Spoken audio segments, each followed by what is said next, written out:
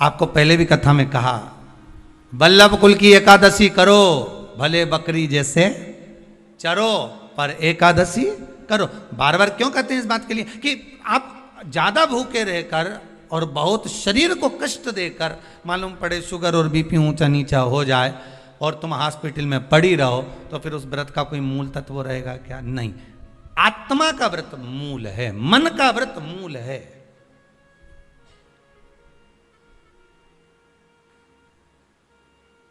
कोई तुमसे के ऐसा व्रत है जिस व्रत में तुम्हें सोने का हंडा मिलेगा, सोने का मटका मिलेगा, पर एक बात याद रखना, 5 दिन तक कुछ ना तो खाना है, ना पानी पीना है, ना कुछ ध्यान, बस एक जगह पर पड़।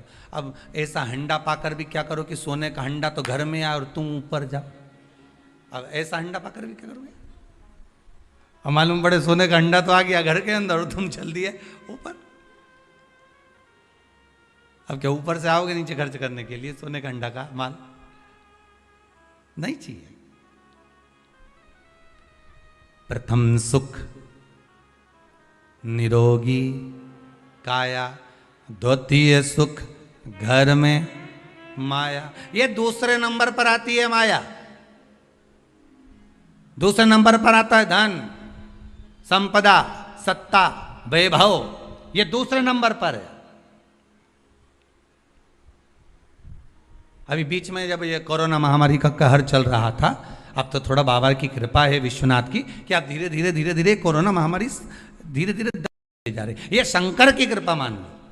पर बीच में जब कोरोना महामारी का दूसरा जो लहर चालू हुई थी, उस लहर में आपने सुना होगा कि ना जाने वो कहाँ के विधायक थे, तो वो मालूम पड़े चले गए। फिर अखबार में देखा, टीवी में देखा कि वहाँ का मंत्री थे या विधायक थे, वो चले गए, कहीं कोई चले गया। अब विचार करो जरा, एक विचार करना कि कितना रुपया चुनाव में खर्च करा होगा, कितना धन लगाया होगा, कितना अनाप शनाप पैसा लगाया होगा, और जीत हासिल हो गई, और जीत मिल भी गई, और उसके बाद ये कोरोना महामारी में चले गए। अब बताओ ईमानदारी से, तो हंडे का करोगे क्या? अब वो सोने का अंडा का कोई काम है?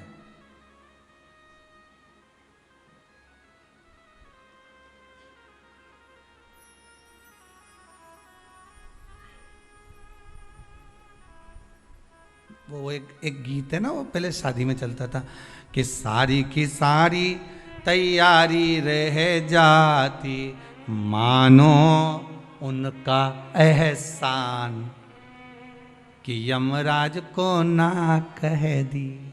नहीं तो मालूम पड़े सब जोड़ के रखा, धन वैभव संपदा सत्ता सब आ गई तुम्हारे पास में, और मालूम पड़े इतने में वो हाँ करके भेज दे यमराज को, जा उठा ला, और सब धरा की धरा रह जा। क्या करो उसका? फिर वो वैभव, वो धन, वो दौलत, वो संपदा, वो सत्ता का क्या करोगे?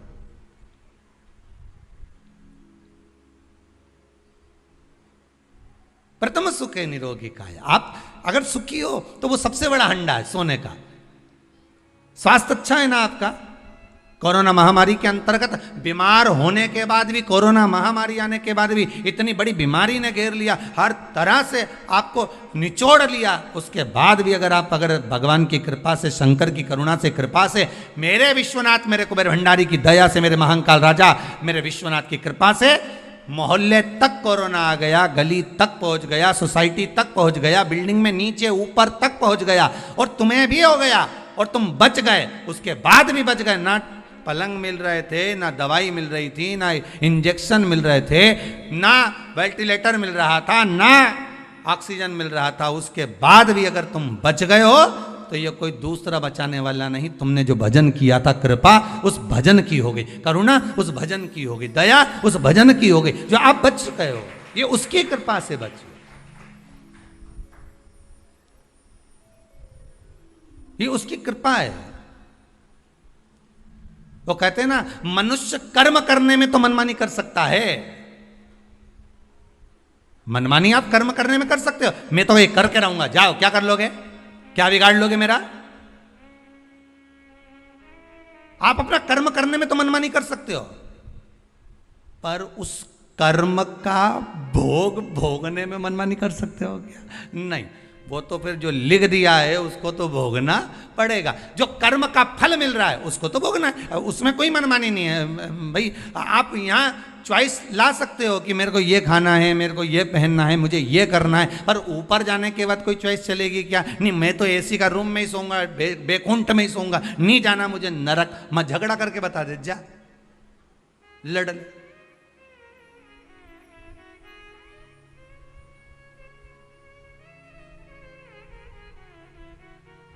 नहीं, मेरे लिए तो तुम रसगुल्ला ही लाओ, मैं तो नहीं। अब अभी तो आज बहन राखी बांधने आई होगी तो भाई उन भी कह दे डब्बा लाई क्या मिठाई का, कौन सी लाई, बंगाली लाई कि कौन सी लाई बता जरा, है कि मावा की लाई, कौन की दुकान से लाई बता, उसका नाम भी बता। डब्बा पे पड़ रहा है, हाँ लिखी है, देख ली उसने। हो अब फिर ये भी देख रहा है कि सोन पपड़ी लाई कि मावा की लाई, वो भी देखा। क्योंकि भाइयों भी बड़ा चतुर रहे, डब्बा देख के ही लिफाफा बनाए। सोन पपड़ी का अगर डब्बा लाई है तो 100 या 200 का, और अगर मावा की लाई है तो फिर 500 का, और अगर बंगाली लेके आई है तो 1000 का लिफाफा यूज दे दे। मतलब लिफाफा भी डब्बे से चले।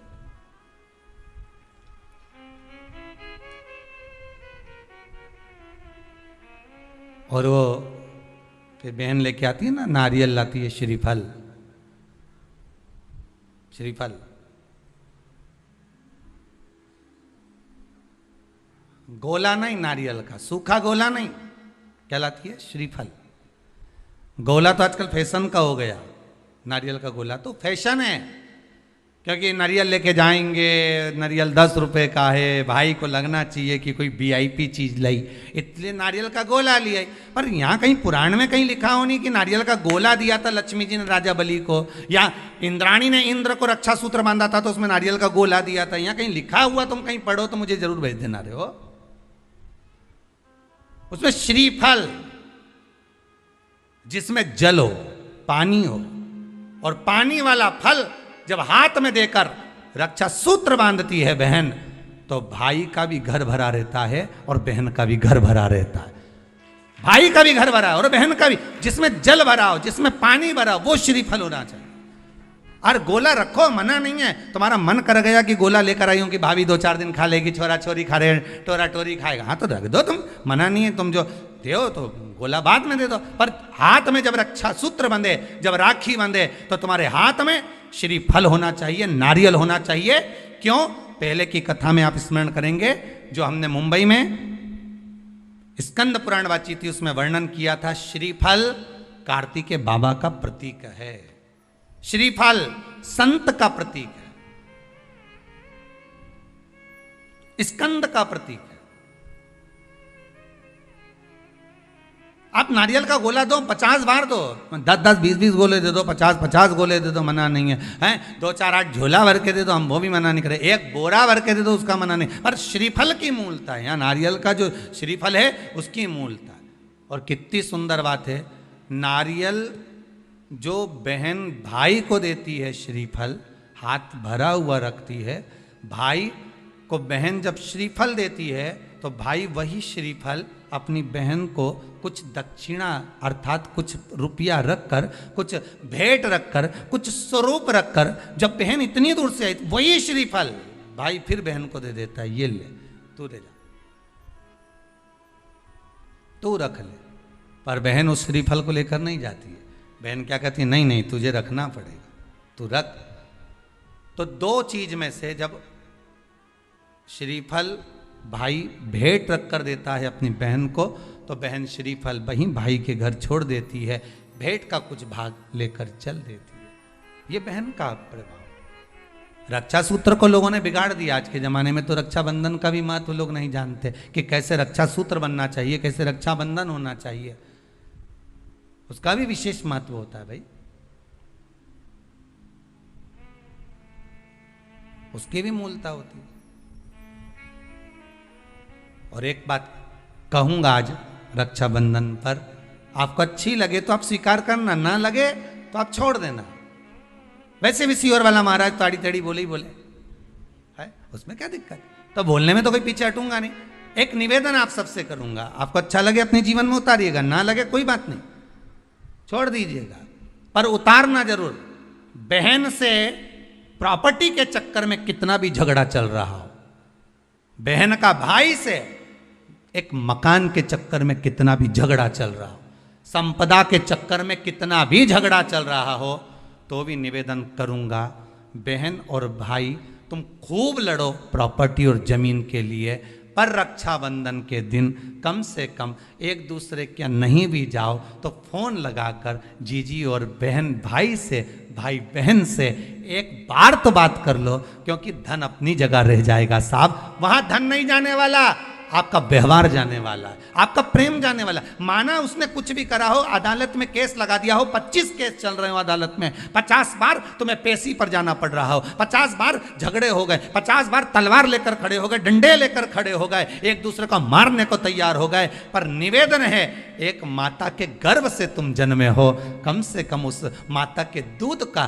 फर्ज अदा करो, और एक बार कितना भी झगड़ा हुआ हो, इस आस्था चैनल के माध्यम से आज रक्षाबंधन के दिन भले राखी बंधवाओ मत बंधवाओ, पर एक फोन लगाकर तो पूछ लो, जीजी कैसी है, कब आएगी बता, या बहन भाई को कह दे रे कैसा है, भूल गया क्या मुझे, भाई भी कह दे, लड़ाई की बात मत करना, आज के दिन बस प्रेम की बात करना, कि कम से कम बहन का फोन तो आया। मेरा मन कहता है, मेरा दिल कहता है कि शायद दिवाली पर जितनी आतिशबाजी नहीं हुई होगी, उतनी आतिशबाजी आपके दिल में होगी, कि जिससे केस चल रहा है वो फोन लगाकर पूछ रहा है, कि भाई ने पूछा बहन से, बहन ने पूछा भाई से, कैसे हो, भाभी से बात कर लो, थोड़ा बच्चों से बात कर लो। माना अदालत में देखा जाएगा, लड़ाई झगड़े सब होंगे, सब कुछ होगा, कौरव और पांडवों की कथा तो देखो रे कितनी सुंदर है,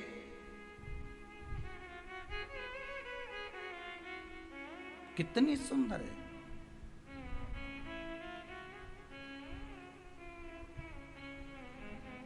पांडवों की बहन सुभद्रा राखी बांधने कौरवों को जाती है, कौरवों की बहन राखी बांधने के लिए पांडवों को जाती है। जरा विचार करिए,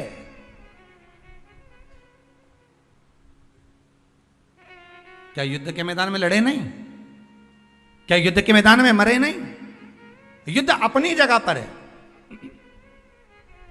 लड़ाई अपनी जगह पर है, पर एक त्योहार की त्योहार कम से कम, आज बूढ़ी सी बूढ़ी भी माँ होती है ना, तो रक्षाबंधन पर तो उसको भी मायके की याद आती है सब,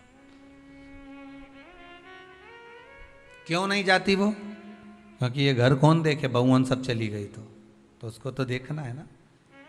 बूढ़ी से बूढ़ी भी माँ हो ना, तो उसको भी याद आती है मायके की, वो बहू से कह देती है ले लिफाफे में थोड़ी सी 2 राखी रख दे, और हमारा दोनों भाइयों के लिए कोरियर कर दे, 5 दिन 8 दिन पहले से कह रही है भेज दी क्या बेटा, भेज दी क्या बेटा, हाँ मम्मी भेज दी है, वो पहुँच जाए, उसमें एक पत्र लिख के डाल दे कि बंधवा लेना, हो थारी बुआ ने भेजी है, बंधवा लेना, तेरी बहन ने भेजी है।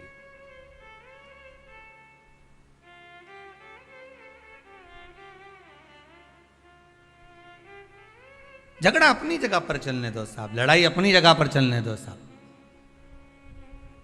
विवाद अपनी जगह पर चलने दो साहब,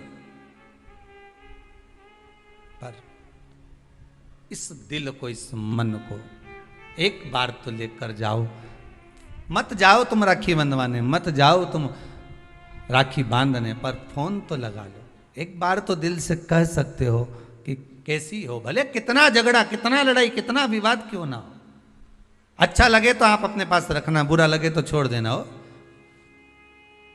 कोई बात नहीं।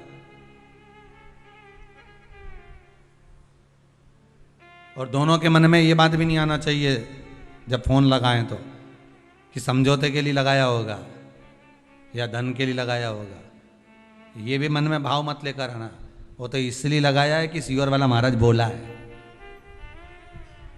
वो तो शंकर जी आज्ञा कर रहे हैं। शंकर शिव पुराण से व्रत शिव महापुराण की कथा आज श्रावण के इस पूर्णिमा के दिन रक्षाबंधन पर जो प्रारंभ हुई है, हो सकता है ना जाने कितने भाई बहन इस कथा के माध्यम से वापिस जुड़ जाएं, उसकी प्रसन्नता रहेगी साहब। आप कर लो एक बार,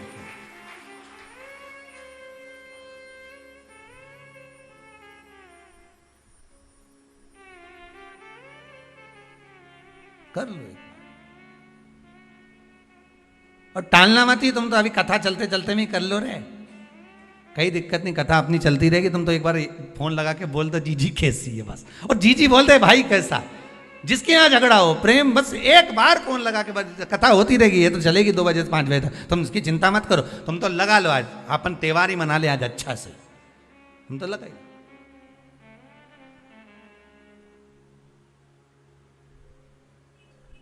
और फिर सूचना जरूर देना हो हमको, व्हाट्सएप पे जरा भेज देना, समिति के व्हाट्सएप पे, कि हमारा इतने साल का झगड़ा था, बाबा ने कृपा कर फोन पे बात कराई, इतनी प्रसन्नता हुई ना, तो बड़ा ये भी हमें सुनने को मिलेगा ना, तो बड़ी आनंद होगा इस चीज का। आप प्रसन्न रहो, आप आनंद। शंकर की, भगवान शिव की बहन छिप्रिया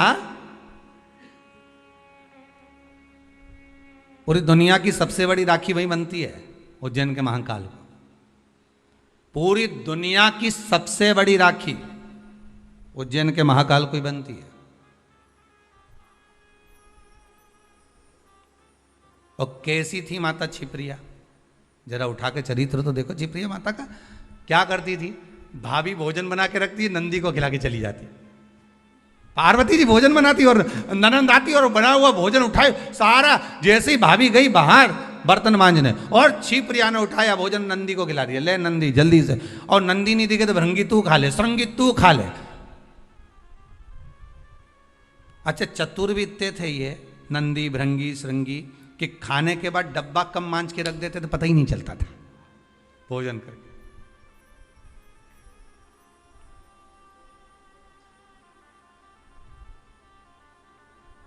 पर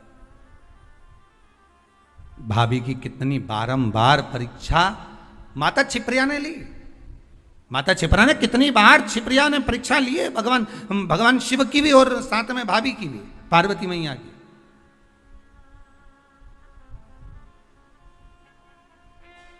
कितनी परीक्षा। और उसके बाद जब दूषण नाम के राक्षस के साथ युद्ध हुआ भगवान शंकर का, और शिवजी ने कह दिया कि दूषण नाम के राक्षस का संहार करना है, पर इसके रक्त से जो दूषण और उत्पन्न हो जाएंगे, इनको मारने के लिए, इसके रक्त को धोने के लिए मेरी बहन छिप्रिया को बुलाइए। तो छिप्रिया को क्यों, आखिर छिप्रिया को किस लिए बुलाया जाए? अगर रक्त को धोना है तो गंगा को बुला लो, नर्मदा जी को बुला लो, सरयू जी को बुला लो, मंदाकिनी को बुला लो, जमुना को बुला लो, सरस्वती को बुला लो, ये छिप्रिया को क्यों? शंकर जी कहते हैं सारी नदियों ने तप करा, सारी नदियों ने तप करा और भगवान से वर मांगा। यमुना जी ने वर मांगा कि ठाकुर इस भूमंडल पर रहूं, आपके चरणारविंद की रज मिलती रहे। गंगा ने वर मांगा मेरा नाम आपके नाम के साथ जुड़ा रहे। मंदाकिनी ने वर मांगा मुझे राघव के चरण मिले। सरयू जी ने वर मांगा मुझे राम जी के चरणारविंद मिले।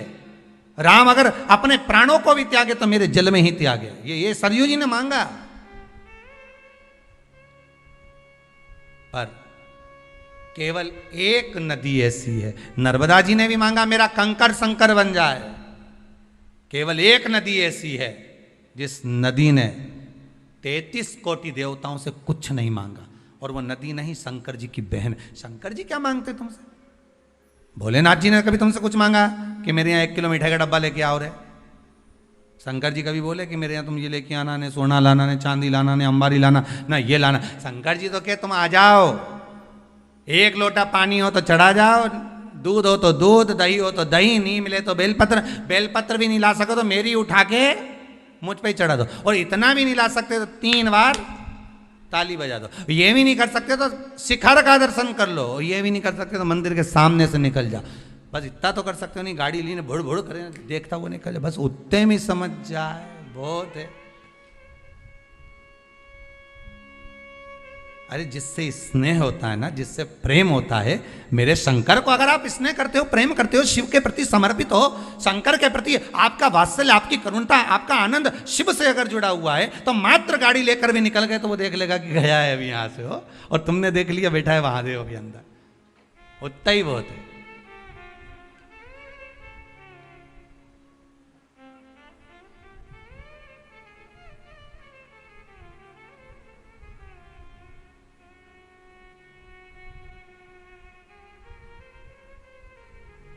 बहुत उत्तम, उसमें मिल जाएगा। एक वो कथा कहती है ना कि नियम अगर धारण करा है तो कुछ ना कुछ तो मिला है। नियम अगर धारण करा है तो कुछ ना कुछ तो मिला है। कथा पढ़ने में आई थी कि एक व्यक्ति जो खेत जाया करता था, अपना काम किया करता था, एक बार किसी गुरुजी ने कह दिया कोई नियम ले ले। तो उसने कहा कौन सा नियम लूँ?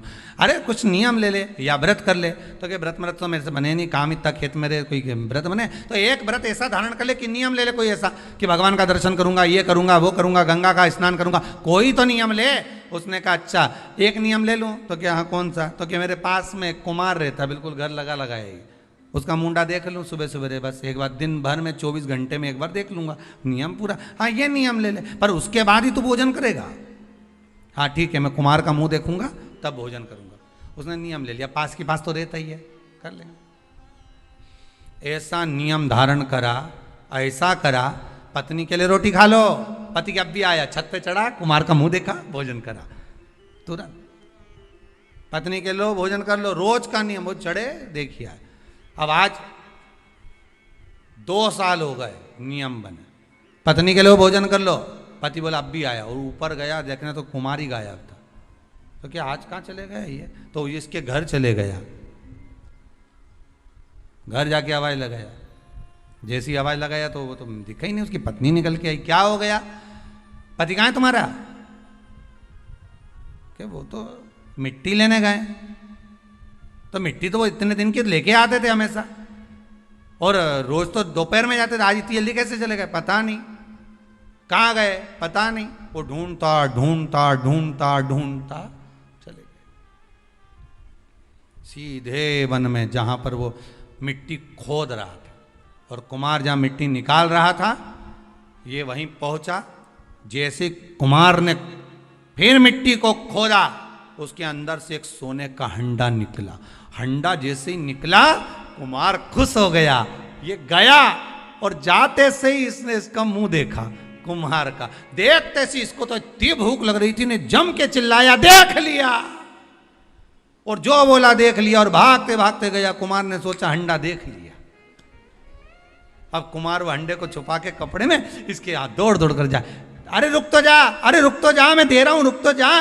के देख लिया और के दे रहा हूं, रुक तो जा करते करते कुमार के यहाँ से दौड़ता कुमार इसके पीछे, और ये अपने घर में गया, पत्नी से कहा जल्दी रोटी दे, और ये जीमने के लिए बैठा। कुमार आया, भाई देख आधा तू रख ले, आधा मैं रख लूं, पर किसी से मत कहना। इसने कहा क्या आधा आधा करना, ये मेरे को जो सोने का अंडा मिला ना, तूने तो क्या देख लिया, आधा सोना इसको मिल गया, आधा उसको मिल गया।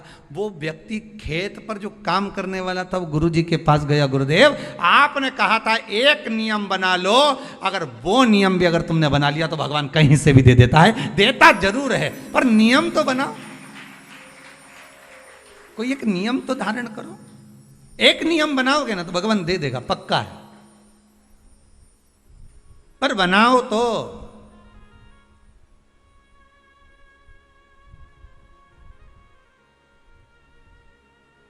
इस कहानी को एक बार चंडीगढ़ में बोला था, तो वहां पर एक माता जी उठ के बोली अगर हम झगड़े का नियम बना ले तो हमने कहा ये बनाने की जरूरत का है झगड़े का नियम, ये तो बना बनाया है रोज का ही, प्रतिदिन का ही, अब इसको बना के क्या करोगे? है इसको बनाओगे भी तो क्या करोगे? नियम बना लिया, व्रत वास। आखिर जी छिप्रिया ने शंकर भगवान की बहन छिप्रिया, आखिर इसकी इतनी बलता कैसे आ गई, इतनी प्रबलता कैसे आ गई? लोग गंगा महारानी को ज्यादा पूछें, यमुना जी को पूछें, नर्मदा को पूछें, सरयू जी को पूछें, मंदाकिनी को पूछें, पर छिप्रा की महत्वता इतनी कैसे आ गई? तो कहा यह कोई साधारण नहीं है। गंगा का जल उलाते तब ये दूषण नाम के राक्षस का जो रक्त है उसको धोते, या यमुना जी को सरयू जी को बुलाकर धुलवाते, पर मेरी बहन छिप्रिया आएगी, जल के वेग में आएगी, उसको ही क्यों? तो कहा उसने आज तक कुछ नहीं मांगा, कुछ भी नहीं। कितना सुंदर संवाद है। आज रक्षाबंधन पर छिप्रिया का चरित्र बहुत ध्यान से सुनना। उज्जैनी जाओ ना तो महाकाल की नगरी में, तो तो छिपरा का दर्शन कर कर आया करो। उज्जैन महाकाल की नगरी में जब जाओ तो माता छिपरा का दर्शन करो कि ऐसी बहन नहीं मिलेगी जिसने अपने भाई से कभी कुछ नहीं मांगा, और उल्टा अपने भाई के लिए जब देख लिया कि दूषण नाम के राक्षस ने 84 रूप रख लिए हैं, तो क्या करूं मैं, करूं क्या। शंकर भगवान के सामने खड़ी हुई छिप्रिया कहती है मुझे आने में देरी हो गई भैया, तो चिंता मत कर, मैं तुझे 84 टुकड़े में काट देती हूं। अपना जल का रूप रखा, 84 टुकड़े में माता छिप्रिया ने अपने भाई भगवान शिव को बांट दिया। शंकर जी 84 महादेव हो गए।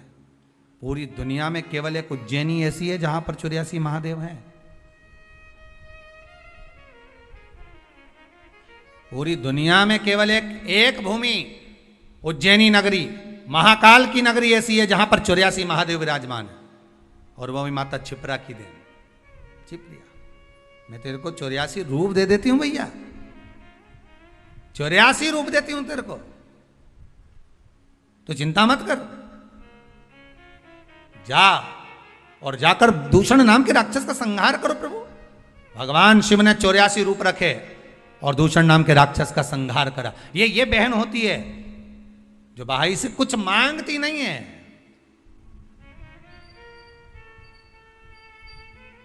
कुछ नहीं चाहिए। बहन तो कहती है मुझे क्या चाहिए, तुम दे भी दोगे साड़ी तो क्या करूंगे, मेरे पास तो पहले से बहुत सारी पड़ी है, क्या करना भैया। भाभी रहने दो, बस व्यवहार अच्छा रखो, प्रेम अच्छा रखो, वाणी अच्छी रखो, मीठा बोलो, अच्छे से बोलो, बस इतना चाहिए और कुछ भी नहीं चाहिए मुझे, और कुछ नहीं चाहिए।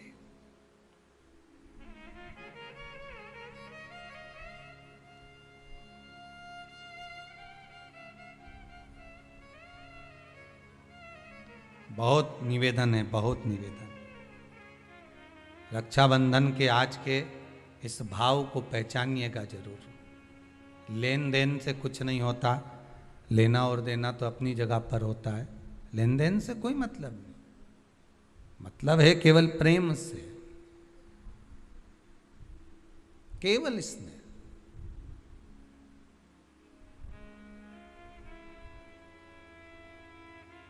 भाई को लगे बहन इतनी पैसे वाली है, पति इतना कमा रहा है और भतीजों के लिए जरा सा सामान नहीं लाई, थोड़ा सा सामान लेकर आ जाना था अपने भतीजा भतीजी के लिए। तो भाइयों से निवेदन है, बहन से ये आशा मत रखो कि भतीजों के लिए कुछ लेकर आए, आशा ये रखो कि बहन हमारे दरवाजे पर आ जाए। पहले भी कहा, फिर कहते हैं, गाय बेटी, बहन बेटियां, गौ माता और संत ब्राह्मण, संत ब्राह्मण।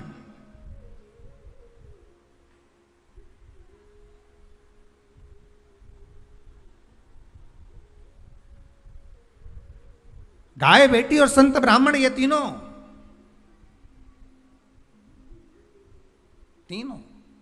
ये तीनों का बड़ा बड़ा महत्व, और ये तीनों राखी से जुड़े हुए हैं, तीनों रक्षाबंधन से जुड़े हुए महाराज जी।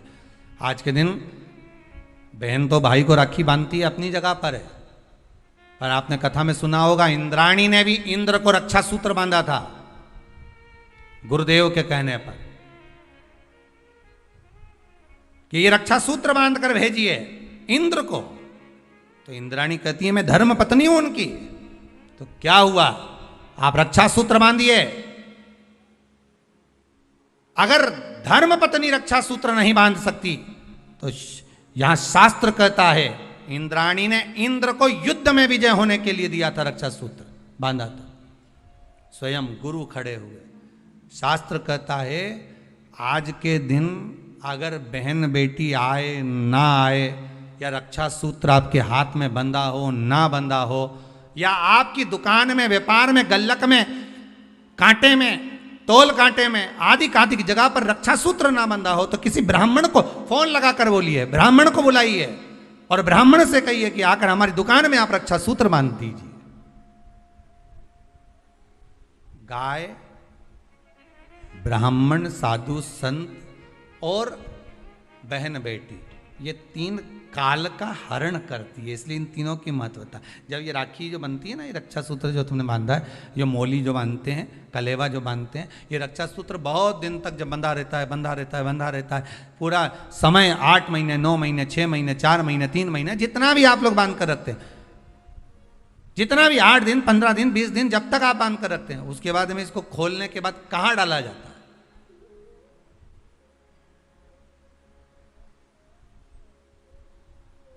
कहाँ दिया जाता है इसको?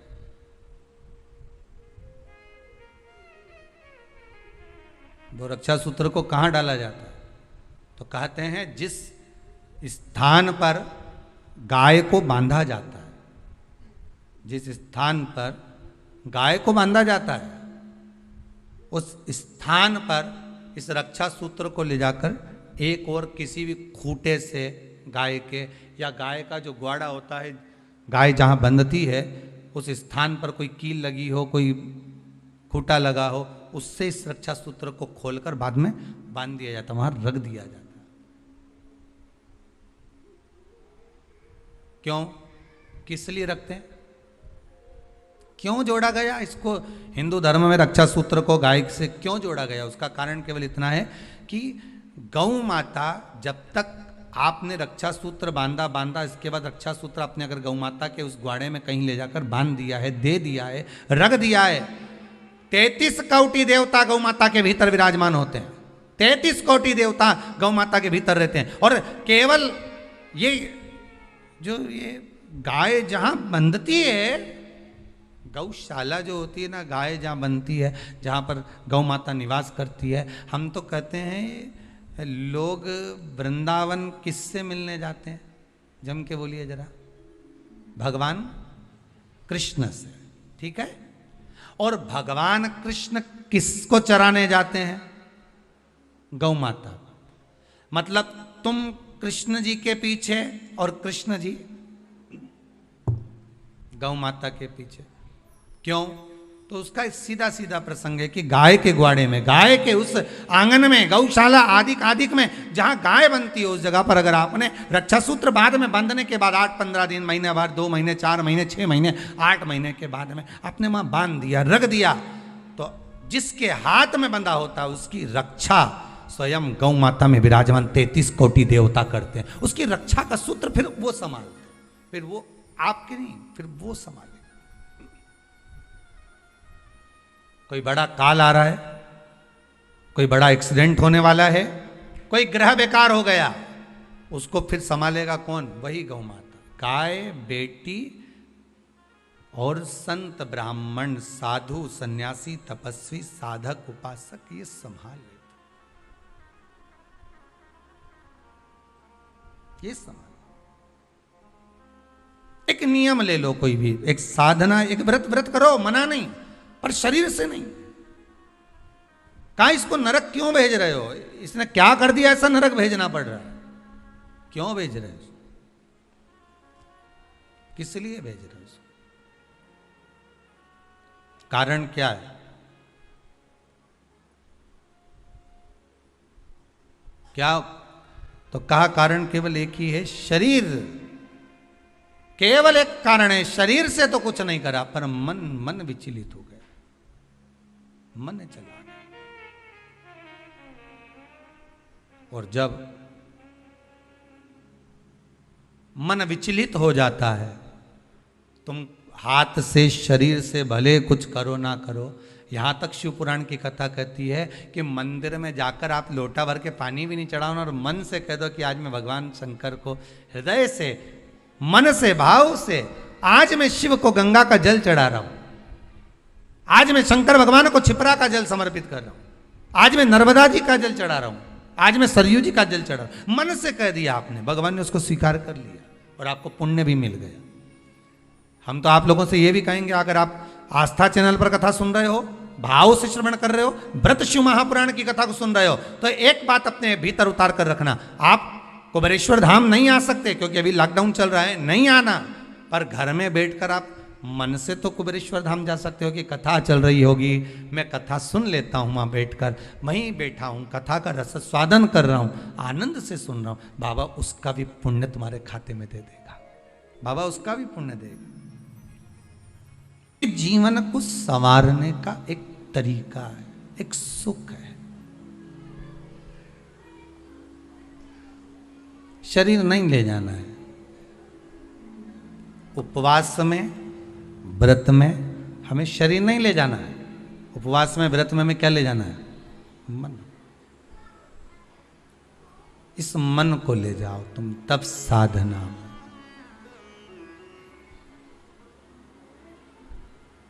बोल मेरी जीवा हरि हरि, 10 भोजन पान करे, राम नाम में मरी मरी।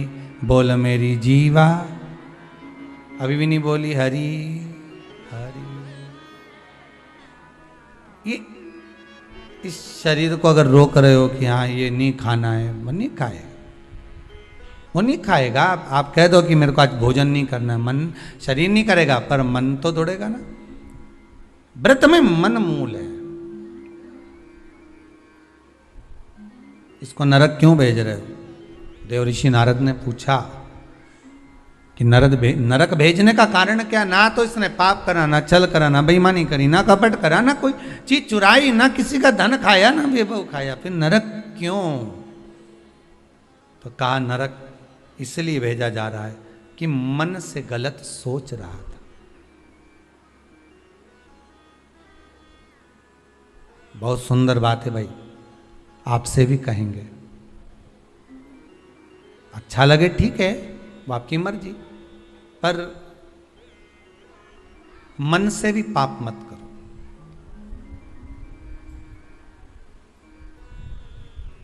मन से पाप नहीं होना चाहिए। ये मन का जो पाप है ना, मन से किया गया जो पाप है ना, ये शरीर के द्वारा किए गए पाप से ज्यादा भोगना पड़ता है। हमने मन में सोच लिया, हुए व्यक्ति को देखा किसी को और कह दिया बताओ कैसा है, मन में सोचा, बोला नहीं किसी को। फिर वही वाली बात आ गई, अगर हृदय में प्रेम होगा तो प्रेम दोगे, ठीक है। ये ताली एक हाथ से बजती है का? दो ही हाथ से बजती है ना। आप किसी को प्रेम दोगे तो सामने वाला आपको प्रेम देगा।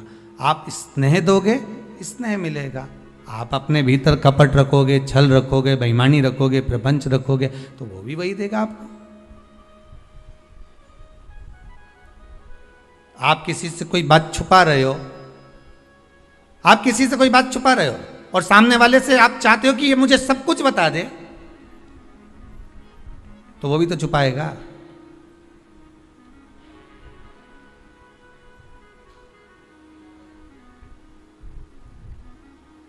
ये कितने सारे सीसीटीवी कैमरे लगने लगे, लगते हैं कि नहीं लगते? दुकानों में,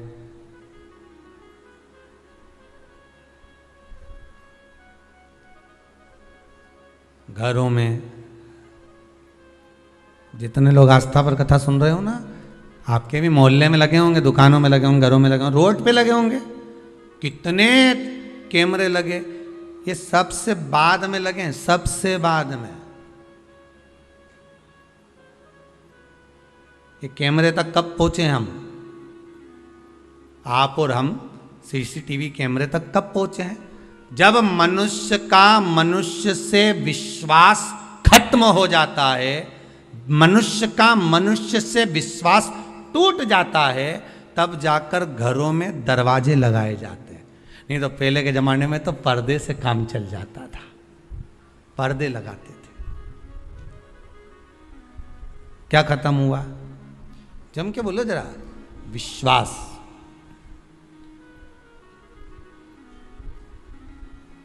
जब मनुष्य का मनुष्य से विश्वास कम होता है, तब दरवाजे लगते हैं, तब दरवाजे लगाए जाते हैं। और जब उस विश्वास पर घात होने लगती है, जब विश्वास को तोड़ा जाता है, तब ताले लगाए जाते हैं। देखते जाओ क्या क्या बदला है। विश्वास मनुष्य का मनुष्य से कम हुआ तो दरवाजे लगे, और विश्वास पर घात हुआ तो ताले लगे। ठीक है, विश्वास का जब घात हुआ तब ताले लगे, और जब विश्वास पूरा ही मर गया तब सीसीटीवी कैमरे लगे, तब लगाए गए चौकीदारी के लिए, देखने के लिए। जब दिख गया कि ये व्यक्ति ऐसा है, ये ऐसा कर रहा है, ये झूठ बोल रहा है, ये कपट कर रहा है, ये बेईमानी कर रहा है, ये प्रपंच कर रहा है, तब उसके ऊपर कैमरा लगा दिया गया, तब उसके लिए कुछ छोड़ दिया गया, तब उसके लिए कहा गया कि अब इस पे ध्यान रखना जरूरी है, इस पर कैमरा लगाना जरूरी है। क्यों? इसका ध्यान रखो, इस पे कैमरा लगाओ। इसका एक व्यक्ति छोड़ दिया जाता है, ये इसके पीछे घूमता रहे, इसका देखता रहे। क्यों? क्योंकि इसने विश्वास को कुचल दिया है, इसने विश्वास को समाप्त कर दिया है।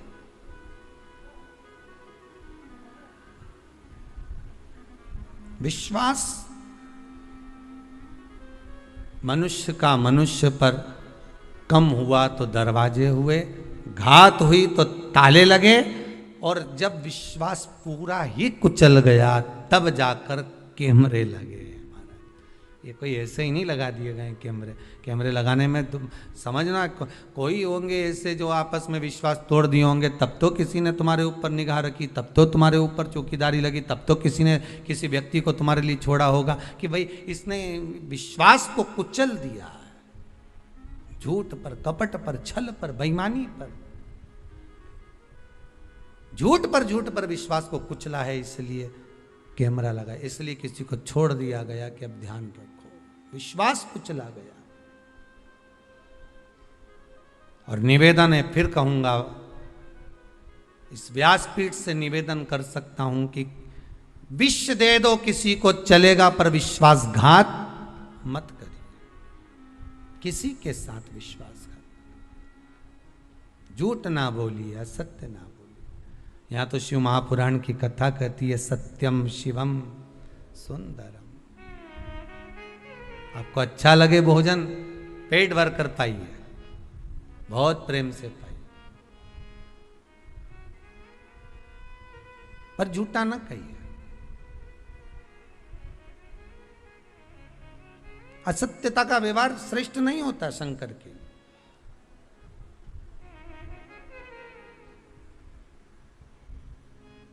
शिव पुराण कह रही है, शंकर की कथा कह रही है। आज वो तड़प रहा है, 94 नरकों में से 50 नरक में उसको फेंका गया। नारद जी बोले इसने कोई बेकार कर्म, मन बेकार हो गया था इसका।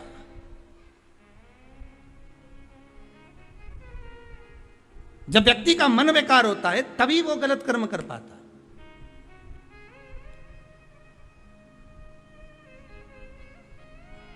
क्यों करा जाता है पूर्णिमा का व्रत?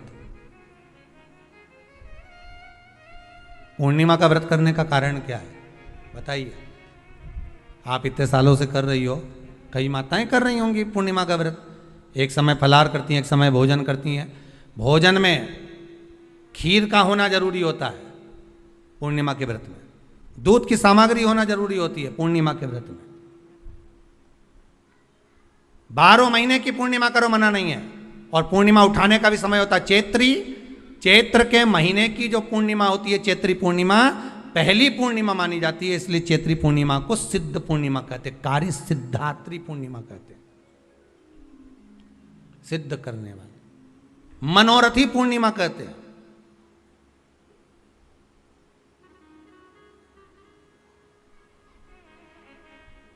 मनोरथी पूर्णिमा। इसलिए पूर्णिमा का व्रत कहां से उठाया जाता है? चैत्र के महीने की पूर्णिमा से पूर्णिमा का व्रत उठाया जाता है कि मैं महीने की पूर्णिमा करूंगी तो वो चैत्र पूर्णिमा से उसको उठा लिया जाता है। पर उसका एक नियम रहता है, आप फलाहार करें अपनी जगह पर है, पर एक समय भोजन कर रहे हैं वो अपनी जगह पर, भोजन के साथ में मीठे के साथ थोड़ा दूध की सामग्री होना जरूरी होती है। और क्यों करते हैं पूर्णिमा का व्रत, किस लिए किया जाता है, क्यों करा जाता है, उसका व्याख्यान वर्णन शिव महापुराण के अंतर्गत स्कंद पुराण में लिखा गया। स्कंद पुराण में वर्णन किया है श्री वेद व्यास जी महाराज ने। कहा ये पूर्णिमा का व्रत इसलिए किया जाता है कि व्यक्ति का जब मन गलत भ्रम में जाने लगता है, मन जब गलत जगह पर जाने लगता है, तो ये मन को गलत जगह पर ले जाने वाला कौन होता है? तो कहा ये चंद्र होता है। व्यक्ति की राशि के अंतर्गत, व्यक्ति की पत्रिका के अंतर्गत, व्यक्ति की ग्रह दशा के अंतर्गत जब चंद्र बेकार चलता है तो व्यक्ति अच्छा करते करते भी बेकार करने लग जाता है। चंद्र डोल रहा है। कई माताएं कहती हैं, गुरुजी हमारे बेटे को आशीर्वाद दीजिए, बहुत गलत संगत में जा रहा है, मतलब समझ जाना कि चंद्र गड़बड़ जा रहा है। बेटी अगर गलत मार्ग पर जा रही है, बेटी अगर गलत संगत में जा रही है, किसी अन्य व्यक्ति की ओर आकर्षित हो, चंद्र गड़बड़ हो रहा है, उसका चंद्र कहीं जा रहा है। कोई पुरुष, कोई लड़का कोई गलत मार्ग पर जा रहा है, चंद्र गड़बड़ हो रहा है। घर में जो क्लेश उत्पन्न होता है, घर में जो विवाद उत्पन्न होता है, उस विवाद को रोकने के लिए केवल चंद्र की ही, इसलिए तो पूर्णिमा घर की नारियां, हमारे यहाँ हिंदू धर्म में यहाँ तक स्कंद पुराण में कह दिया कि प्रत्येक पूर्ण, आप लोग का कभी आप लोगों ने सत्यनारायण जी की कथा करवाई है? जितने लोग आस्था चैनल पर कथा सुन रहे हैं, जितने लोग फेसबुक यूट्यूब पर कथा सुन रहे हैं, यूट्यूब पर कथा का श्रवण कर रहे हैं, उनने कभी सत्यनारायण की कथा करवाई होगी। तो उसमें लिखा है हर कार्तिक, हर पूर्णिमा को, हर संक्रांति को ब्राह्मण सत्यनारायण भगवान की कथा या राजा या वैश्य कथा को कराता था, या बढ़िया कथा कराता। सुनी कि नहीं सुनी ये बात? सत्यनारायण भगवान की कथा में लिखा है, स्कंद पुराण के अंतर्गत जो सत्यनारायण भगवान की कथा का स्मरण किया उसमें लिखा है प्रत्येक संक्रांति पूर्णिमा को सत्यनारायण की कथा करवाने लगा और ये योनि को प्राप्त हुआ, इस योनि से छूटा, इस योनि में गया। लिखा है, सब कुछ लिखा है। अब उत्ते से समझ जाओ कि पूर्णिमा को सत्यनारायण की कथा करने का बोला है। तो पूर्णिमा को सत्यनारायण की कथा का क्यों बोला? वैसे तो रोज कराओ सत्यनारायण जी की कथा, प्रतिदिन कराओ, मना नहीं है। आप क्या कोई विशेष फंक्शन है आप सत्यनारायण जी की कथा करवा, पर पूर्णिमा संक्रांति को और संक्रांति को पूर्णिमा को सत्यनारायण की कथा का स्मरण क्यों करवाया गया? क्योंकि पूर्णिमा के दिन अगर ये भगवान का व्रत रख लेगी, पूर्णिमा के दिन अगर ये खीर का प्रसाद बना लेगी, थोड़ा सा दूध की कोई सामग्री बना लेगी और भगवान को भोग लगा देगी, भले सत्यनारायण भगवान के भाव से बनाए, भले सत्यनारायण जी के निमित्तार्थ बना, पर अगर इसने सत्यनारायण भगवान के निमित्त से बना, पर पूर्णिमा के दिन अगर ये व्रत रखेगी, उपास रखेगी या कोई सामग्री बनाकर भगवान की पूजन कर लेगी, तो इसके घर में जो अशांति है वो शांति में बदल जाएगी। इसलिए कई घरों में आज भी सत्यनारायण भगवान की पूजन हर पूर्णिमा को करती है। माता किताब लेके बैठ जाती है, तुरंत उन्हें ऑफिस जाना, कहीं काम पे जाना, और तुरंत उसने जल्दी जल्दी कलश रखा, कलश नहीं भी रखे तो भगवान की पूजन कर को रखे, ब्राह्मण देवता को बुला लेगी, ब्राह्मण नहीं आएंगे तो खुद कर लेगी, पर करती जरूर है। इतना सा आटा सेक लेगी, पंजेरी बनाई, सीरा बनाई, मिठाई रख दो, कुछ भी करेगी पर सत्यनारायण की कथा कर ले, उसका मन लग गया उसमें। मतलब पूर्णिमा को करना है, उसको करने से क्या होता है? शांति रहती है, शीतलता रहती है। जिसके घर में हर महीने की पूर्णिमा को खीर बनती हो, ध्यान दीजिएगा, बहुत सुंदर संवाद चल रहा है, बहुत ध्यान देने वाली बात है। प्रत्येक महीने की पूर्णिमा को जिसके घर में दूध की सामग्री बनती हो, दूध की सामग्री तैयार होती हो, खीर प्रसाद तैयार होता हो, उसके घर में कभी क्लेश नहीं हो सकता। चाहे सास बहू एक दूसरे के सामने वो कहे ना, वो सांप और नेवले की लड़ाई क्यों ना, फिर भी शांति हो जाती है। पर प्रत्येक महीने की पूर्णिमा होना चाहिए। ये नहीं कि तुमने एक महीने की पूर्णिमा पे बना लिया और दूसरे महीने की पूर्णिमा को गायब कर दिया। फिर किसी ने कह दिया आज चूरमा तो बन रहा है, दाल बाटी तो बन रही है चूरमे के साथ में, लड्डू बन रहे हैं, तो काय को खीर बना रही हो? तो तुमने अब वो खीर प्रसाद। जैसे प्रदोष व्रत का जो उद्यापन होता है, प्रदोष के व्रत का जो उद्यापन होता है, उसमें सबसे मूल क्या है प्रदोष व्रत के उद्यापन में? कि दो चीजें मूल है प्रदोष व्रत के उद्यापन में, कि आप प्रदोष का व्रत करो तो या तो 11 करो प्रदोष तब उद्यापन करो, या 26 प्रदोष करो तब उद्यापन करो। या उससे ज्यादा कर लिए तब उद्यापन। तुम्हारा मन हो जब उद्यापन करो, पर उद्यापन की मूलता में दो चीज है कि प्रदोष के दिन के एक दिन पहले गणेश जी की पूजन हो जाना चाहिए। उद्यापन की जो पूजन होती है वो पहले गणेश जी की पूजन एक दिन पहले हो प्रदोष के, और प्रदोष वाले दिन फिर हवन यज्ञ पूजन करा। और हवन में क्या चीज जरूरी है? खीर बनाकर 108 बार शंकर जी की नाम की पार्वती के साथ की आहुति देना जरूरी है। खीर की महत्वता है।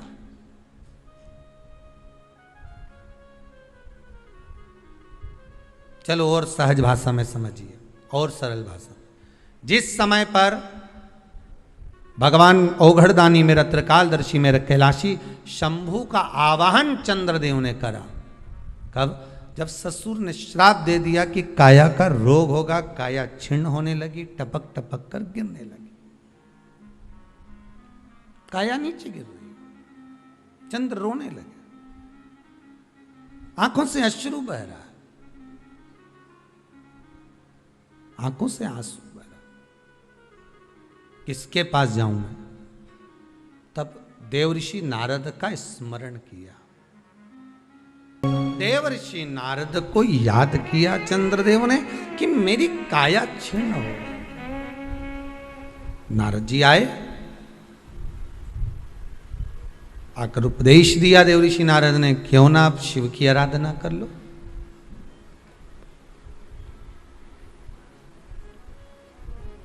पूर्णिमा का जो व्रत है भगवान विष्णु का भी है तो शिव का भी है, दोनों स्वीकृत है।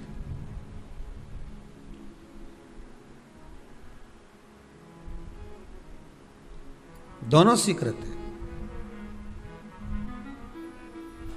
जिसका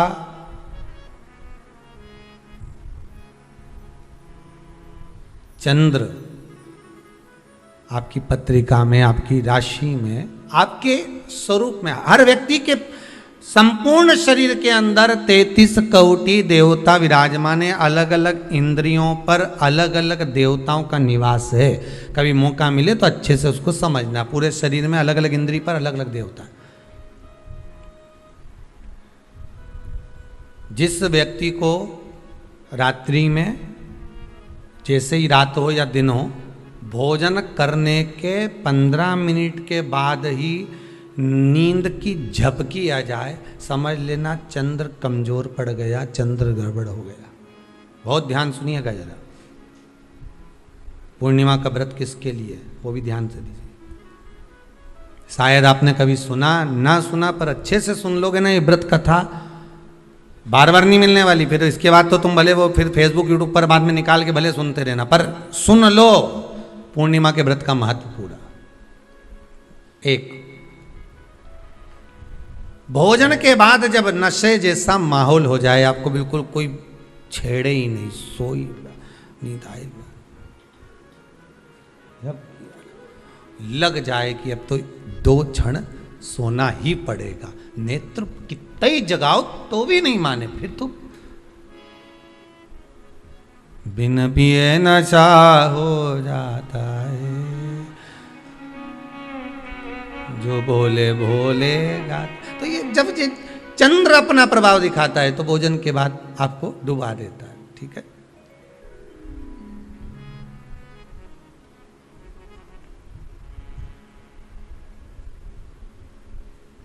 एक बहुत सरल भाषा में कहेंगे, आपको थोड़ा समझना पड़ेगा कि कहीं कहीं आपने सुना होगा कि 14 और पूर्णिमा पे कहीं गया होगा इसलिए ऐसा हो गया।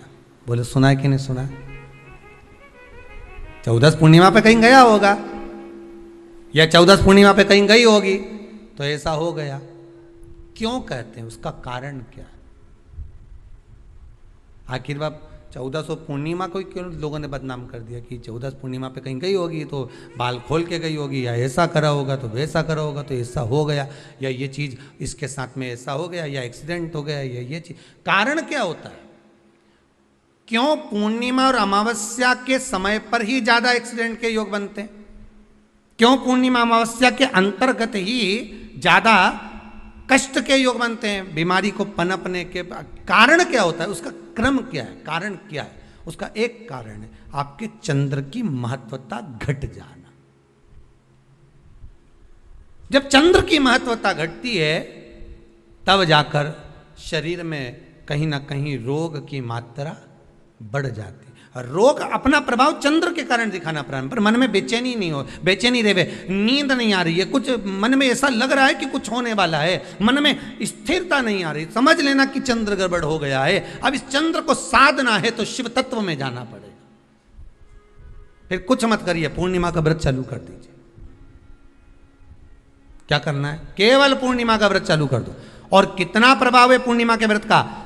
घर में 50 लोगों का परिवार है, 15 लोगों का परिवार है, 20 लोगों का परिवार है, और परिवार में से अगर एक पुरुष या एक स्त्री कोई भी पूर्णिमा का व्रत करता है तो पूरे परिवार के लोगों का चंद्र संवर जाता है, पूरे परिवार के लोगों का चंद्र सुधर जाता है। पूर्णिमा के व्रत का इतना प्रभाव शास्त्र कर रहा है, स्कंद पुराण कर रही है। पर व्रत कब से लेना है? पूर्णिमा का, चैत्र की पूर्णिमा से, ठीक है? नहीं तो तुमने सोचा इतना महत्व सुना है पूर्णिमा के व्रत का तो मैं तो आज से ही नहीं खाऊं कछू, आज से ले लो। तो ये हर कोई सब व्रत, तुम्हारा मर्जी पड़े, तुम तो आधी रात को उठ के भोजन करने लगो तो ये कहीं वर्णन नहीं है। तुम तो आधी रात के नहा लो तो ये कोई महत्व? तो हर चीज़ का एक समय होता है कि इतनी बजे उठना, इतनी बजे मंजन करना, ऐसा करना, भोजन करना, ये समय पर फलाहार करना, ये समय पर ये, तो ये सब चीज़ का एक समय होता है, हर चीज़ का एक समय। अब कथा तुम दिन में सुन लो, शाम के सुन लो, अब आधी रात को तुमको कोई उठा के 1 बजे रात के उठ, भेरू उठ जा, कथा सुन ले, तो भेरू उठेगा? और आधी रात को भेरू उठ भी गया ना तो तुम्हें भेर भी बना देगा। है? कथा सुनने वाला है। हर चीज का एक समय होता है कि आपको ये समय पर आपको ये ग्रहण करना, आपको इस समय पर भगवत स्मरण करना, आपको इस समय पर नाम जाप करना, आपको इस समय पर भगवान की भक्ति को धारण करना। परिवार में अगर किसी ने एक पूर्णिमा का व्रत कर रखा है, एक व्यक्ति ने भी करा है, तो 50 की ग्रह दशा जब उसके स्पर्श में आती है, पूर्णिमा का जो व्रत होता है ना, स्पर्श का सुख दे जाता है। बहुत बहुत ध्यान दीजिएगा। जैसे आपने किसी ने पानी मांगा, आपका पूर्णिमा का व्रत है, और भले आप उठ के पानी लेने नहीं गए क्योंकि आपका व्रत है, क्योंकि जिसका व्रत होता है बेचारी वो तो ज्यादा कुछ करती नहीं पाती, पर किसी ने आपको पानी लाकर तो दिया ना।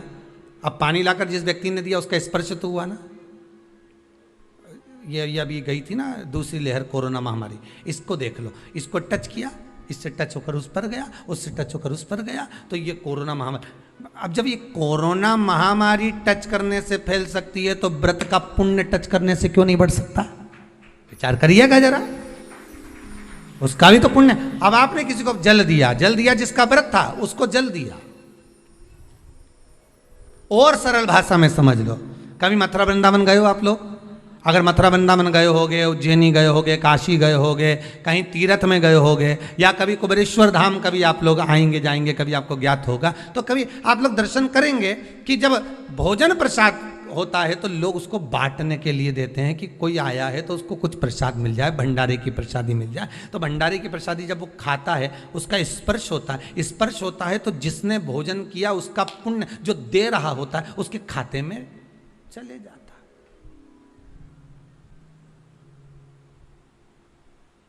उसके खाते में गया वो। पूर्णिमा के व्रत का नियम है, घर में एक सदस्य भी कर रहा है, किसी ने उसको भोजन बनाकर थाली में कुछ प्रसाद फलाहार सामग्री दी, उसका स्पर्श बड़ी बहू को हुआ, बड़ी बहू रसोई घर में गई, उसने बाकी की चीज़ों को छू लिया, उसको देवरानी ने छू लिया, देवरानी ने कोई बर्तन छुआ, उससे तीसरी देवरानी ने देखा, उसने कोई चीज़ छू ली, तो वो छूते छूते छूते छूते वो पूर्णिमा का प्रभाव पूरे घर के लोगों को हो जाता है, और उनका चंद्र इतना प्रबल हो जाता है कि अपने आप उनकी बेचैनी, उनकी आलसता समाप्त हो जाती है। नहीं तो एक व्यक्ति के कारण पूरे चंद्र दशा खराब। एक दुखी तो सब दुखी, एक सुखी तो सब सुखी। वो देख ले कि हाँ इसको सुख मिल गया है, अब ठीक है।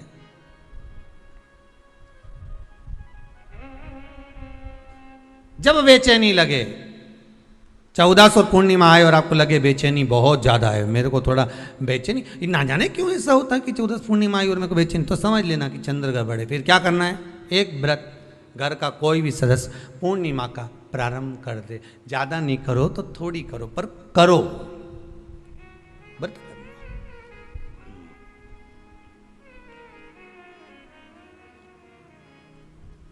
बहुत क्लेश हो रहा हो, बहुत क्लेश हो रहा हो, तो पूर्णिमा के दिन खीर का भोजन, प्रत्येक महीने में एक बार ऐसा नियम बना लो, अपने दीवार पे लिख लो कि पूर्णिमा है और पूर्णिमा के दिन घर में खीर बनना ही है। केवल शरद पूर्णिमा अकेली पे नहीं हो, तुम एक पूर्णिमा पे तो बनाते हो खीर, शरद पूर्णिमा के दिन तो खूब जोरदार बना बुनो के ना डोलची के छत पे धर दो, उठा के भगवान ही दर्द कहीं कहीं तो छत पे बनाए। तो बच्चे पूछ ले मम्मी ये छत पे क्यों रखी है, तो क्या अमृत गिरेगा।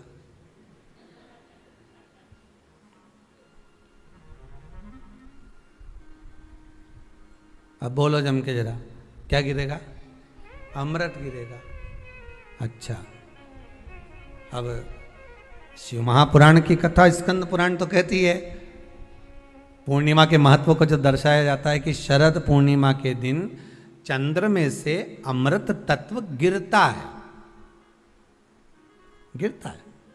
पर कब गिरता है, अरे जम के तो बोलो, जब उस खीर का ढक्कन हटा हुआ, केवल खीर का नहीं अपना भी ढक्कन हटा हो, तभी तो अमृत गिरेगा।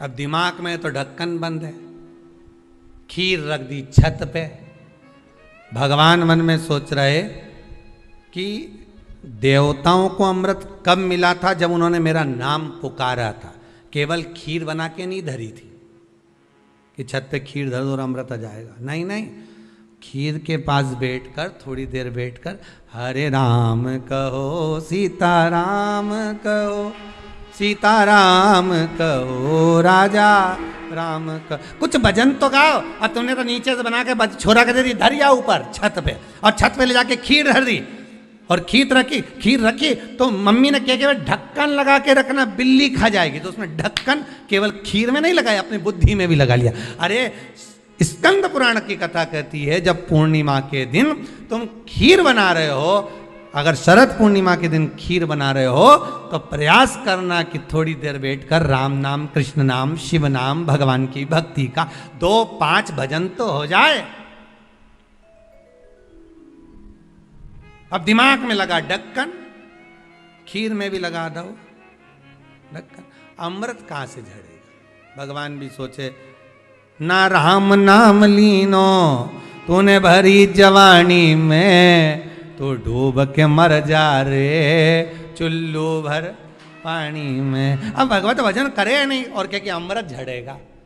भगवान के कहीं नहीं झड़े, फालतू की बात। राम नाम बोलती तो अमृत झड़ता, कृष्ण नाम बोलती तो अमृत झड़ता, भगवान का भजन करती तो अमृत झड़ता। इसलिए शरद पूर्णिमा पे मंदिरों में जो खीर बनती है ना, तुम्हारे घर की खीर और मंदिर की खीर के मिला के देखना जरा, दोनों में स्वाद किस में आए, जरा मिला के देखना। मंदिर की खीर में स्वाद आ जाए, क्यों वहाँ भाइयों बैठ के खूब भजन गाए, तांबा का हंडा में तातो धरो पानी नीनाए भोला नवा के रंग। अब दिन रात के जो भजन गाने पिली ने 9 बजे से लेकर 12 बजे रात तक खूब गाया, वो भजन का जो अमृत था वो खीर में मिल गया, खीर में मिला तो स्वाद आ गया। अब तुम तो गाई ही नहीं, तो डब्बा में कहीं खाक स्वाद है।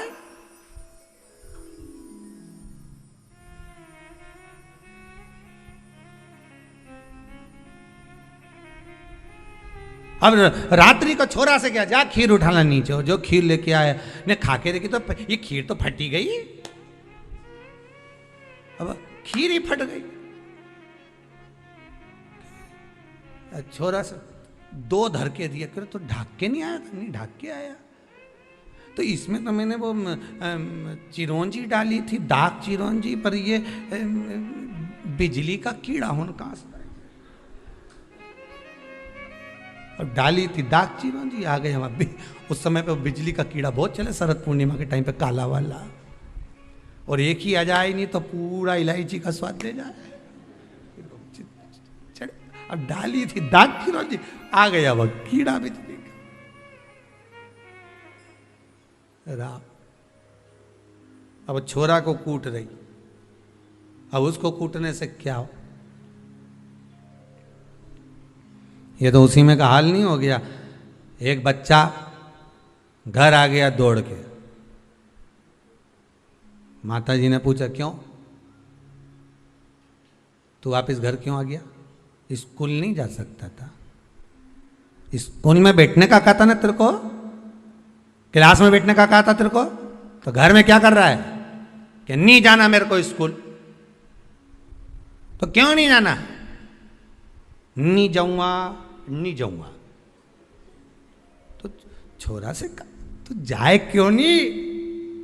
नहीं जाऊंगा, नहीं बोल दे, नहीं जाना, नहीं जाना बस। अरे तो हुआ क्या ये तो बता। कि मार साहब है नहीं, हमारा टीचर, हमारा गुरुजी माँ साहब, उनने बोर्ड पे लिखा महाभारत और हमसे पूछे किसने लिखी, तो हमने कह दिया तुम नहीं लिखी। तो उन्होंने हमको खूब मारा, तो अब स्कूल नहीं जाऊंगा।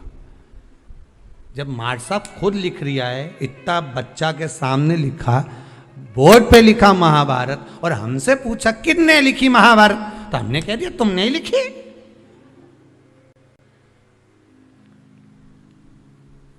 और उनने तो हमको टेबल पे खड़ा करने खूब दोचा, जैसे मंदिर के घंटा हो, खूब बजाया, खूब मारा। इसलिए अब नहीं जाऊंगा स्कूल। इतने में माँ ने हाथ पैर जोड़े, वो महाभारत किसने लिखी थी ये पूछा था, तो हम वही तो बोल रहे हैं माँ साहब ने लिखी थी। हम कौन से अलग बात बोल रहे हैं? हम भी तो बोल रहे हैं कि टीचर ने लिखी, माँ साहब ने लिखी। तू नहीं सुधरेगा कभी जिंदगी में। हम तुमसे इतना सा पूछ रहे हैं, महाभारत किसने लिखी? माँ साहब ने लिखी, टीचर ने लिखी। और देखो मम्मी, भाई सुन ले, आई तू भी सुन ले, अब बार बार महाभारत की मत पूछना मेरे से। एक बार बोल दी मैंने उनने लिखी, उनने लिखी, उनने लिखी, अब बार बार मत पूछना। पिताजी आ गए दुकान से, खेत से, कह रहे छोरा आज तू स्कूल नहीं गया? गया था। तो फिर बस सन ने खूब मारा, तुम भग आया। क्यों भग के आया? ऐसा क्या कर दिया तूने? तो मार साहब खुद लिखे, बोर्ड पे लिख दी महाभारत, और मुझसे पूछ रहे महाभारत किसने लिखी। मैंने भी कह दी तुम नहीं लिखी। तो मार साहब ने खूब मारा, मैं अब नहीं जाऊंगा। तो पिताजी बोले रे मूर्ख, तुझे बता देना तो महाभारत किसने, तो वही तो बताया कि माँ साहब ने लिखी। पिताजी भी क्या बोलेगा? हम भी इसी भ्रम में महाराज, हम सोचे कि हम बस खीर में अमृत झड़ेगा। भगवान के जब झड़े जब राम बोले, अमृत जब झड़े जब कृष्ण बोले, अमृत जब झड़े जब भगवान का भजन होवे। केवल खीर बना के डब्बा को छत पे रखने से अमृत नहीं झड़ता। भगवान के भजन के साथ अमृत तत्व की जो प्राप्ति होती है तो वो आनंद ही दूसरा हो।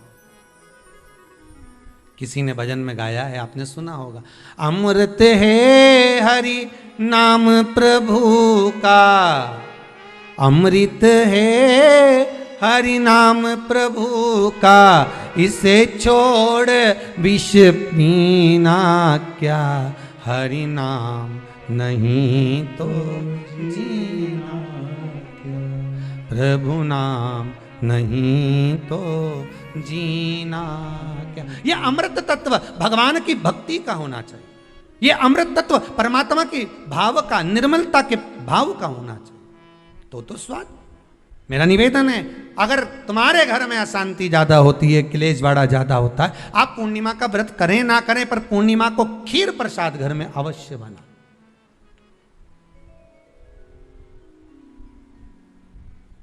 बारह महीने की पूर्णिमा करके देखने में क्या जा रहा है? देख लो बना के। नहीं तो ना तो सियोर वाला महाराज तुम्हारे यहाँ खाने आ रहा है, नहीं तो खीर तो अपने घर में ही है। कोई महाराज तो नहीं आएगा खाने के लिए कि सीवर वाला महाराज को तुम खीर का डब्बा पहुंचा दो कि बा हर महीने की पूर्णिमा को तुम्हें ही खाना है, तुम्हें ही बनाना है। इतनी सी बना लो, पर बनाओ, देखो कि घर में शांति होती कि नहीं होती। बनाकर जाने में क्या जा रहा है, नहीं तो खीर तो है ही सरी, अगर शांति नहीं हुई तो खीर तो है, खा ही लेंगे। पर बना के देखने में कुछ जा रहा है क्या? बनाओ।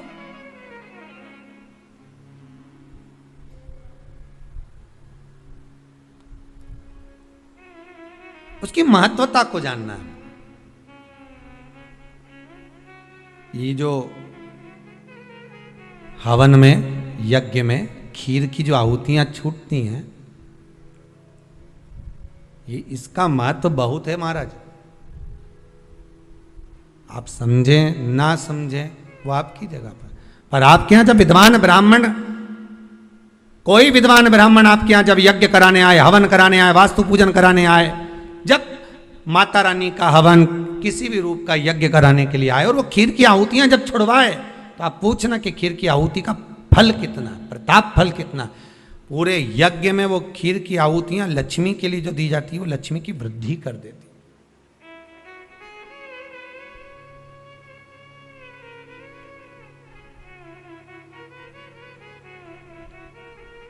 उसका महत्व कितना बढ़ जाता है, उसका महत्व कितना प्रबल हो जाता है। खीर क्या होती है, बनाइए एक बार।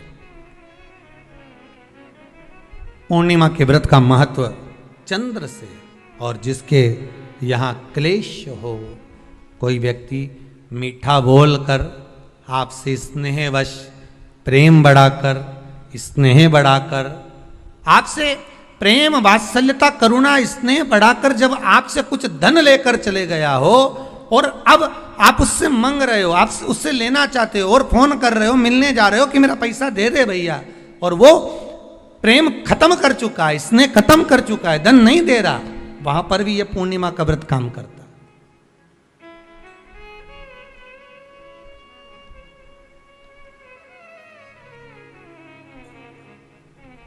वहां पर भी पूर्णिमा का व्रत काम करता है। कहा व्रत करने वाला व्यक्ति जो पूर्णिमा का व्रत करता है, चावल का, अक्षत का, श्वेत वस्त्र में, सफेद कपड़े में अक्षत रखकर, जो जिससे धन लेना है, प्रेम वश लेकर गया है, स्नेह वश लेकर गया है और नहीं दे रहा है, उसका स्मरण कर कर ब्राह्मण देव को दे देने पर भी महाराज चंद्र की दशा सुधर कर लक्ष्मी का भाव वापिस प्राप्त हो जाता, पुनः वापिस। चंद्र से शिव भी जुड़े हैं, चंद्र से नारायण भी जुड़े हुए हैं। महाराज देवऋषि नारद का आगमन हुआ, नारद जी ने पूछा क्या बात है चंद्र, तुमने मुझे याद क्यों किया, कारण क्या है वो तो बताओ। चंद्र का कहना है मेरी काया का रोग हो गया, मेरी काया गिर रही है नीचे, टपक टपक कर गिर रही है, मेरी काया का रोग है, मुझे क्या करा जाए। तो कहा एक काम करो, देवऋषि नारद बोले शंकर का स्मरण करो।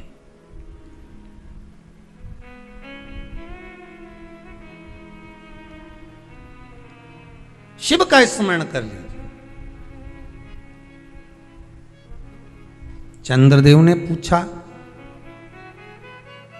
शंकर का स्मरण मैं करूं, प्राप्त करूं, क्या भगवान शिव मेरे संकट को हरने के लिए आएंगे? क्यों नहीं।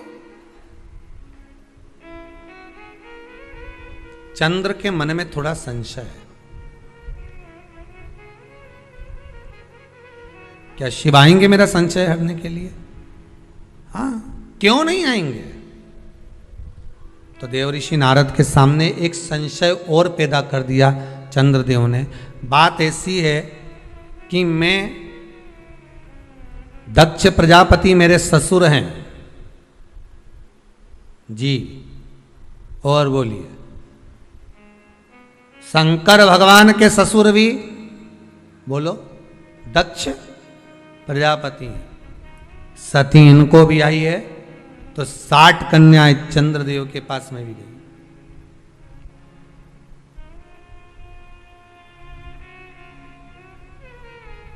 उसमें रोहिणी से अधिक प्रेम है उनको, अधिक। ये मेरे साधु भाई हैं, ये मेरे रिश्तेदार हैं, क्या एक रिश्तेदार दूसरे रिश्तेदार का रोग मिटा सकता है कि रोग बढ़ा सकता है? चंद्र के मन का संशय देखिए, फिर वही वाली बात आ गई, व्यक्ति शरीर से गलती नहीं करता, मन से बहुत गलतियां कर जाता है। आप किसी व्यक्ति से कभी मत झगड़ो, लड़ाई मत करो किसी व्यक्ति से, किसी व्यक्ति से लड़ाई मत करो आप, और अंदर से लड़ाई करो, मन की मन सोचते रहो उसका ऐसा हो जाए। एक कथा आती है ना, एक चंदन का व्यापारी चंदन बेचने के लिए आया, राजा के महल में आ गया। राजा के महल में आकर कहा महाराज चंदन ले लो। राजा सोच में पड़ गया। थोड़ी देर तक सोच में पड़ने के बाद राजा ने अपने मंत्रियों से कहा ले जाओ इसको जेल में डाल दो जो चंदन बेचने आया है। मुनि मंत्री की चित्तवृत्ति में पड़ा, ये राजा कभी किसी को जेल में नहीं डालता, पहली बार चंदन बेचने वाला आया और इसको जेल में डाल रहा। आखिर ये चंदन बेचने वाले ने गलती क्या करी है? राजा ने दूतों को बुलाया, लिया इसको पकड़ के जेल में डालो। उसको जेल में ले जाकर पटक दिया।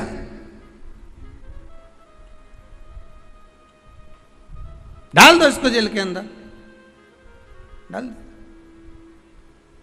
मंत्री ने अपने राजा को समझाया, स्वामी सरकार दयालु दातार, ये इसने कुछ करा नहीं है, इसको छोड़ दो। मंत्री का कहना माना, उसको छोड़ दिया। नगर से बाहर रहेगा, ये बाहर निकालो, इसको बाहर निकाल दो। नगर के बाहर जाकर रहेगा ये, नगर के अंदर नहीं, नगर के बाहर। मुनिम की बात, मंत्री की मन में बात अड़ गई कि आखिर राजा का इसने बिगाड़ा क्या था जो राजा ने इसको बाहर निकाल दिया, इसको जेल में डाल दिया। आखिर हुआ क्या था ऐसा? सहन नहीं हुआ। पहुंच गया मंत्री चंदन के व्यापारी के पास में। चंदन के व्यापारी से कहा सुनो सुनो जरा, राजा रोज जो भोजन करते हैं ना, उनका भोजन चंदन की लकड़ी में बनना चाहिए। एक वेद जी ने कहा है, तुम एक काम करा करो, 2 कुंटल चंदन प्रतिदिन राजा के महल में पहुंचाया करो, तुम्हारी पैसे पहुंच जाएंगे, तुम्हारा धन पहुंच जाएगा। 2 कुंटल चंदन, हाँ पहुंचाना मत भूलना, भेजते रहना। हाँ हाँ बिल्कुल भेजूंगा। रोज भेज रहा, प्रतिदिन। एक दिन राजा ने कहा जाओ चंदन के व्यापारी को लेकर आओ, उसका हमें सम्मान करना। राजा ने अपने हीरे की माला निकालकर चंदन व्यापारी के गले में डाल दी। मंत्री की फिर बुद्धि फिर गई, समझ में नहीं आया हो क्या रहा। एक बार जेल में डाल दिया, दूसरी बार माला डाल दी। आखिर हुआ क्या? चंदन व्यापारी के पास में मंत्री ने जाकर पूछा कि पहली बार जब तू आया था तो राजा ने तुझे जेल में डाल दिया था, तो क्या सोचकर आया था, बता दे, सत्य बताना। तो उसने कहा बात ऐसी है, जब मैंने राजा को देखा, देखकर मन में सोचा कि मेरे पास में इतना सारा चंदन रखा है, बिक नहीं रहा, अगर ये राजा मर जाए या इसमें आग लगेगी, मरने के बाद इसकी अर्थी जलेगी, चिता जलेगी, तो मेरा पूरा चंदन बिक जाएगा। गलत सोचा था तो वो बोला नहीं गया, पर मन से सोच लिया था, इसलिए मन वाले को मिल भी गया। आप मत लड़ो किसी से, हृदय से सोच लो कि तुम्हें इससे बहुत जलन है, ऐसा है वैसा है, मन में सोच लो उस व्यक्ति की, और तुम्हारे बीच में अपने आप बैर उत्पन्न हो जाएगा, अपने आप लड़ाई उत्पन्न हो जाएगी। भले तुमने उसका कुछ नहीं बिगाड़ा, उसने तुम्हारा कुछ नहीं बिगाड़ा, पर अंदर से जो तुमने सोच लिया तो बैर उत्पन्न हो गया, विवाद उत्पन्न हो गया, लड़ाई हो गई। फिर मंत्री ने पूछा अब क्या बात है? राजा ने तुझे माला पहनाई, आखिर तूने क्या सोचा था? अब मैंने भगवान से प्रार्थना करी थी, इतना अच्छा राजा है, चंदन में रोज भोजन करता है, चंदन की लकड़ी जलाकर और भोजन बनवाता है, भगवान इसको खूब उम्र देना, मेरी भी उम्र दे देना। जब अच्छा सोचा तो हीरे की माला मिल गई। अच्छा सोचोगे अच्छा मिलेगा, बुरा सोचोगे बुरा मिलेगा।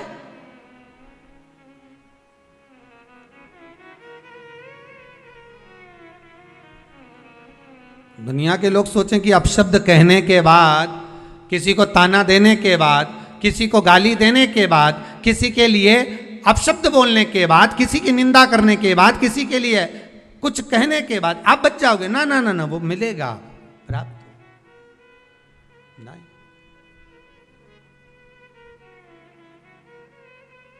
अच्छा सोचिए, इंद्र चंद्रदेव के मन में ये भाव उत्पन्न हो गया कि शंकर जी तो मेरे साधु भाई हैं, दक्ष प्रजापति के ये भी जमाई है तो मैं भी जमाई हूं, क्या एक दूसरे का रिश्तेदार क्या हमारा हित कर सकता है?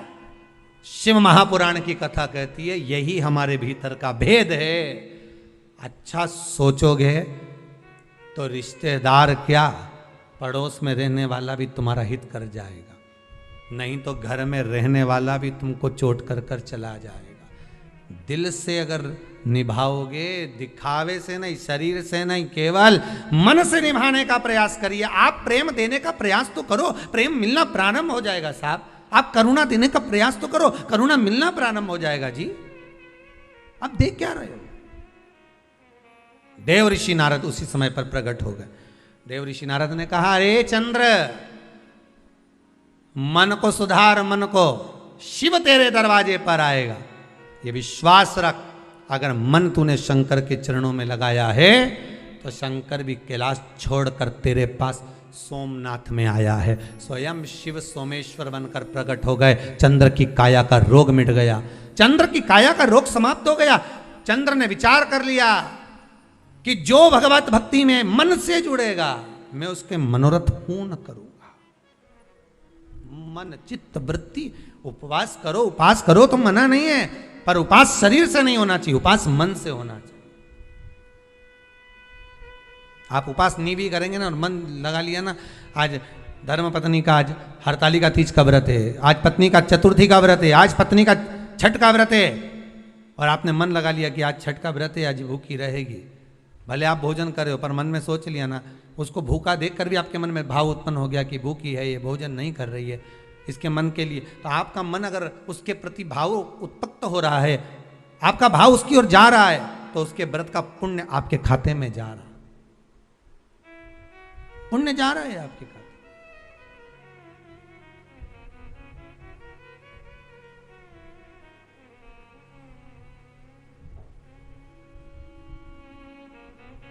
आप मन से जुड़िए।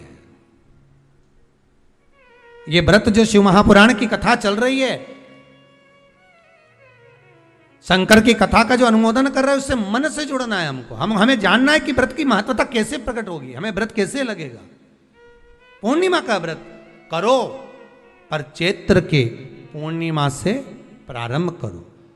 नहीं कर सकते, खीर बनाना, आप पूर्णिमा की पूर्णिमा प्रारंभ करो। गृह शांति, घर की शांति के लिए, आनंद के लिए, उमंगता के लिए, उत्साह। महाराज शंकर की कथा कहती है, देवराज मंदिर के अंदर बैठकर शिव पुराण सुनता रहा, अंतिम में जब प्राण त्यागे शिव के धाम गया। कारण क्या था? क्योंकि वो बेलपत्री के पेड़ के नीचे एक क्षण के लिए ये साधना चित्त से कर ली थी। क्या मैं जो अंदर कथा सुनकर आया हूं, हर हर महादेव लोगों ने कहा, वो क्या महादेव बोलने से महादेव आता है? क्यों नहीं आता? शिवाया ले गया। चंचुला देवी ने तप साधना करी थी, उस तप साधना का बल इतना था कि पति को भी प्रेत की योनि से मुक्त करवा दिया। कथा में ऐसा मन लगाया, ऐसा मन, शरीर नहीं मन लगाइए। इस कथा को सुनने के बाद आप जितनों को भी फोन कर कर बोलो, मैसेज डालो, कहो कि व्रत शिव महापुराण की कथा चल रही है, सुन लो। आज पूर्णिमा के व्रत का महत्व बताया है, कल प्रदोष के व्रत का महत्व चलेगा कि प्रदोष का व्रत कैसे करना चाहिए, क्या खाना चाहिए, कब से शुरू करना चाहिए। प्रदोष के व्रत में नमक क्यों नहीं खाया जाता, कारण क्या है, प्रदोष समय कौन सा होता है, प्रदोष समय में कैसी आराधना करना चाहिए, प्रदोष का उद्यापन कैसे करना चाहिए, कल के वर्णन में श्रवण करें, कल के व्याख्यान में श्रवण करें।